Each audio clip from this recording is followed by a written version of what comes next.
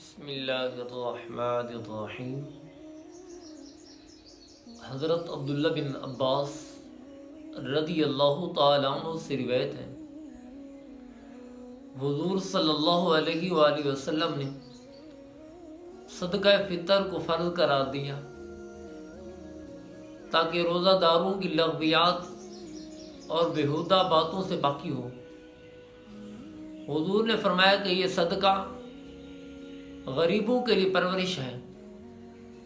حضور صلی اللہ علیہ وآلہ وسلم نے فرمایا کہ جس شخص نے صدقہ فطر عید الفطر سے پہلے ادا کیا تو حضور نے فرمایا کہ یہ صدقہ مقبول شدہ صدقہ ہے۔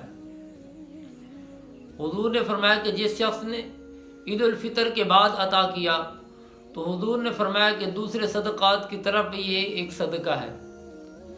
دعا ہے اللہ تعالی ہمیں عید الفطر سے پہلے صدقہ ادا کرنے کی توفیق عطا فرمائے۔